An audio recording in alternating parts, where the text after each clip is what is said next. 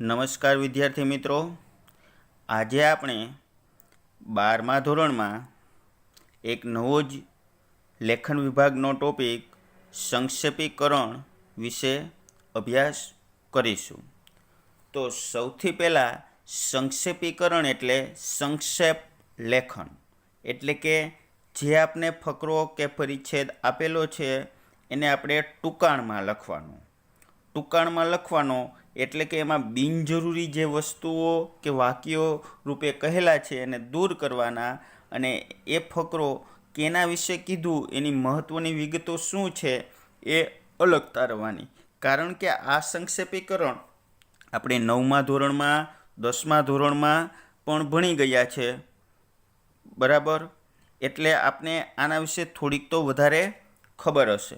હવે સંક્ષેપીકરણ નો ટોપિક છે 12મા ધોરણમાં એ 5 માર્ક્સનો છે અને આ લેખન વિભાગ છે. લેખન વિભાગ હોય એટલે સામાન્યપણે એક તો એ ભાવના કે એવું માઇન્ડસેટ ગોઠવવાનું જ નહીં કે લેખન વિભાગ હોય ને એટલે એને ગોખવાની તો પહેલી વસ્તુ હાવ મનાઈ આવે.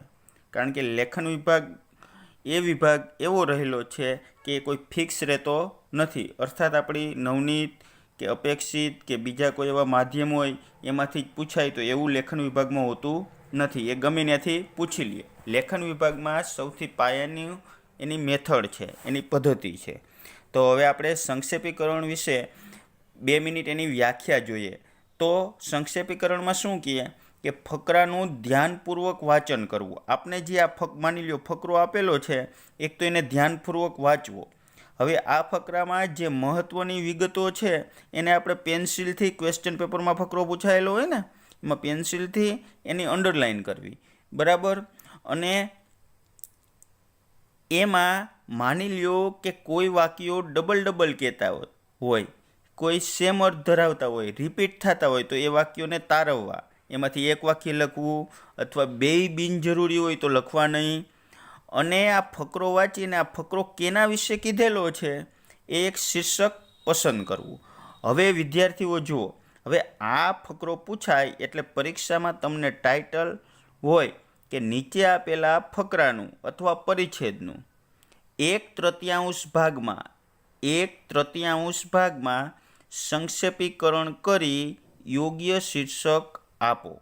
જુઓ, તમે કોઈ નવનીત જોતા હોય અથવા કોઈ એવી બુક્સ જોતા હોય તો એમાં ટાઇટલ પહેલાં આપેલું હોય ને પછી એ ફકરો લખેલો હોય, પણ આપણે બોર્ડમાં છીએ તો એની સૂચનાને ફોલો કરવાનું. હંમેશા સંક્ષેપીકરણનું શીર્ષક સંક્ષેપ આપણે કરી દીધું હોય ને બરાબર એની નીચે લખાય ને નીચે જ આવે. સૌથી પહેલું તો મહત્ત્વની બાબત શું સંક્ષેપીકરણ કરતી વખતે ધ્યાનમાં રાખવાની કે આપણે જે ફકરો ક્વેશ્ચન પેપરમાં પૂછાયેલો છે એની સૌથી પહેલાં આપણે લીટી ગણી લેવાની. જો આ 1 2 3 4 5 6 7 8 9 અને 10 લીટી છે. તો હવે 10 લીટી હોય તો એનું 1/3 ભાગમાં સંક્ષેપીકરણ કરો તો 1/3 ભાગ કેટલી થાય? 3 લીટી થાય. ક્લિયર? આ 3 લીટી થાય.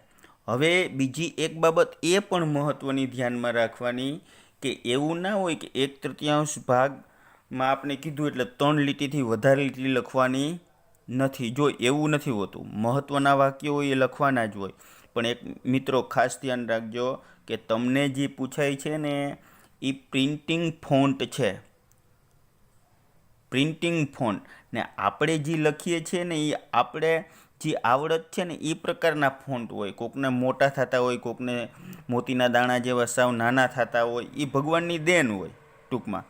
પણ પેપર સેટર જોતી વખતે એ બાબત ધ્યાનમાં રાખે, એને ખબર હોય કે પ્રિન્ટિંગ ફોન્ટ છે. આપણે જો સામાન્ય હું તમને દાખલો આપું કે તમે કોઈ પણ ટેક્સ્ટ બુકની એક લીટી તમે તમારી ફેરબુકમાં રફ બુકમાં લખો તો ટેક્સ્ટ બુકની એક લીટી હોય એ ફેરબુક કે રફ બુકમાં એ 1.5 થી 2 લીટી થતી હોય.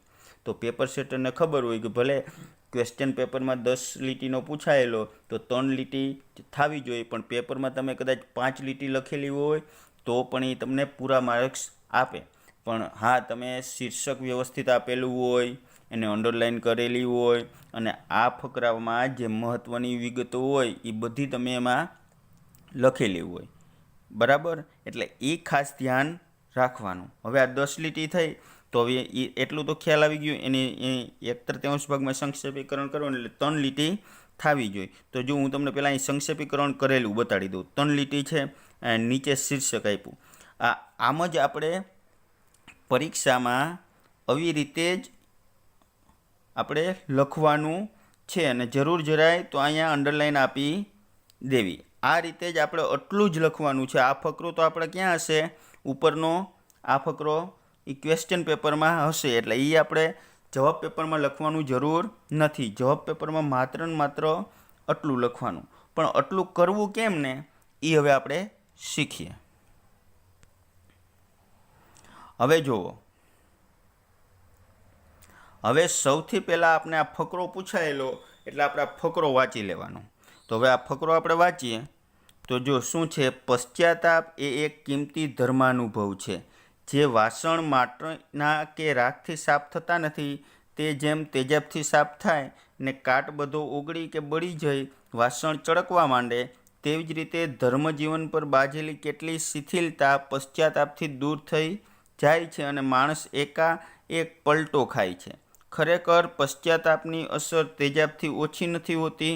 સૃષ્ટિ માટે અને એમાંય માનવ જીવન માટે ઈશ્વરની યોજના છે મંગળ ને પવિત્ર. એમાં ભંગાણ પાડી શકે માનવીની મૂર્ખાઈથી, પણ એ ભંગાણ પાછું સંધાય છે માનવીના પશ્ચાતાપથી ને ઈશ્વરની અનહદ કૃપાથી. આખરે એની એ દિવ્ય યોજના આગળ ચાલવાની. હવે આપણે આ ફકરો મેં વાંચ્યો એમ તમે વાંચો. તો હવે આ ફકરામાં સૌથી પહેલું એ જોવાનું કે ફકરો કેના વિશે કહેલો છે? તો એક આવ્યું પશ્ચાતાપ વિશે. તો આ પશ્ચાતાપ છે એ આ ફકરાનું શું છે? શીર્ષક છે પશ્ચાતાપ. એ ફાઇનલ થઈ ગયું. હવે આ ફકરામાં એ જોવાનું કે આના મહત્ત્વના વાક્યો ક્યાં ક્યાં છે. તો મહત્ત્વના વાક્યો અહીંથી પહેલેથી વાંચતું જવાનું કે જો આ પશ્ચાતાપ એ કિંમતી ધર્માનુભવ છે, કારણ કે આ તો એનું આ મેન છે. તો આવી રીતે આપણા ક્વેશ્ચન પેપરમાં ફકરો પૂછાય તો આવી રીતે પેન્સિલથી લીટી કરી નાખવાની. પછી માની લ્યો કે જે વાસણ માટી કે રાખથી સાફ થતા હોય તે જેમ તેજાબથી સાફ થાય ને કાટ બધો ઓગળી કે બળી જઈને વાસણ ચળકવા માંડે છે. જો આ જરૂરી ના હોય તો એને કાઢી નાખવાનું અને જવાબ રૂપે આ રીતે લખવાનું. હવે આ રીતે લખ્યું, જો આ રીતે લખ્યું પશ્ચાતાપ એ કિંમતી ધર્માનુભવ છે અને ધર્મજીવન પર બાજેલી કેટલી શિથિલતા પશ્ચાતાપથી દૂર થાય છે અને માનવીના પશ્ચાતાપથી ને ઈશ્વરની અનહદ કૃપાથી દિવ્ય યોજના આગળ ચાલશે. અને નીચે જો શીર્ષક આપ્યું પશ્ચાતાપ કિંમતી ધર્માનુભવ. હવે આ કિંમતી ધર્માનુભવ તમે ન લખો ને તો ચાલે. કોઈ પણ જાતનો માર્ક્સ એમાં પ્લસ માઇનસ થતો નથી. ખાલી મેન આ આવી જવું જોઈએ. પશ્ચાતાપ શીર્ષક એ મેન છે. પશ્ચાતાપ આવી જવું જોઈએ ને એને અંડરલાઈન આપી દેવાની. બરાબર. હવે મહત્ત્વની બાબત એ કે આપને પ્રશ્ન થાય કે સાહેબ આટલા જ વાક્ય કેમ તારવાનું? તો પણ જુઓ, તમે આ ફકરો અભ્યાસ કરશો ને તો આટલા જ વાક્ય મહત્ત્વના છે. હવે આમાંથી કોઈ પણ એક વાક્ય આપણે સંક્ષેપીકરણ કરતી વખતે બાકી રહી જાય અને એક વાક્ય જે લખવાનું હોય એ ના લખાય ને બીજું લખાઈ જાય તો આના કોઈ માર્ક્સ એમ કપાતા નથી. પણ આની પદ્ધતિ જોવાની, એક તો 1/3 ભાગમાં એનું સંક્ષેપીકરણ થવું જોઈએ અને એક એનું યોગ્ય શીર્ષક આની જેમ આપવું જોઈએ. બરાબર. તો ચાલો એક બીજો ફકરો આપણે સંક્ષેપીકરણ રીતે આજે જોઈએ. જુઓ, અહીંયા એક બીજો ફકરો છે. સમયની મૂડી તો દરેક પાસે સરખી જ હોય છે, પણ તેને ખર્ચવામાં તફાવત હોય છે. એક વ્યક્તિ તેને કરકસરથી યોજનાપૂર્વક વ્યવસ્થિત રીતે ખર્ચે છે, જ્યારે બીજી વ્યક્તિ તેને આડેધડ અને અવિચારીપણે વેડફી નાખે છે. પરિણામે એકને સંતોષ અને સફળતા મળે, બીજાને થાક અને નિષ્ફળતા. જે વ્યક્તિ પોતાનો સમય વાપરતા આવડતું નથી તેને કશું જ વાપરતા આવડતું નથી. જો તમારી પાસે મર્યાદિત પ્રમાણમાં મૂડી હોય તો તેમાં થતી બચત એ જ કમાણી છે અને નવો સમય કોઈને મળી શકતો નથી. એટલે જે માનવ પોતાના સમયની વધુમાં વધુ બચત કરી શકે તેની પાસે વધુમાં વધુ સમય જમા થઈ શકે, અને જેની પાસે સમય જમા થાય તેની પાસે શક્તિ પણ જમા થાય, સમય અને શક્તિ ભેગા થાય એ પછી શું ન કરી શકે એ ધારે તે કરી શકે. અને આ પેરેગ્રાફ મોહમ્મદ માકડ નામના જે સાહિત્યકાર છે એનો છે. હવે જો અહીંયા કોઈ સાહિત્યકારનું નામ આપ્યું હોય તો આપણે સંક્ષેપીકરણ કરતી વખતે એ સાહિત્યકારનું નામ લખવાની જરૂર રહેતી નથી. હવે અહીંયા જો એને સંક્ષેપ શું કર્યું કે આપણે સૌથી પહેલાં તો આ પેરેગ્રાફ વાંચ્યો. હવે પેરેગ્રાફ વાંચ્યો એટલે આપણે કેના વિશે વાત કરવામાં આવી? સમય. તો સમય છે એ આ પેરેગ્રાફ્સનું શું છે? ટાઇટલ છે. બરાબર, જો અહીં નીચે આપેલું જ છે એ ટાઇટલ છે. હવે એટલું યાદ રાખ્યું. હવે આને આપણે 1/3 ભાગમાં સંક્ષેપ કર્યું તો આ નીચેના વાક્યો આવ્યા કે સમયની મૂડી દરેક પાસે સરખી જ હોય છે. જે વ્યક્તિ એને કરકસરથી યોજનાપૂર્વક વ્યવસ્થિત રીતે ખર્ચે છે તેને સંતોષ અને સફળતા મળે છે, પરંતુ આડેધડ અને અવિચારીપણે સમય વેડફી નાખનારને થાક અને નિષ્ફળતા જ મળે. સમયની વધુમાં વધુ બચત કરનાર વ્યક્તિ પાસે સમય અને શક્તિ જમા થાય છે, જેના દ્વારા તે ધારે તે કરી શકે. હવે જો અહીં નીચે છે, અહીં નીચે એનું શીર્ષક આપેલું છે આ સમય એ જ મૂડી. હવે મેં તમને પહેલા ફકરામાં કીધું હતું આ સમય એ જ મૂડી ન લખો તો ચાલે, પણ આ સમય છે ને એ આવી જવું જોઈએ.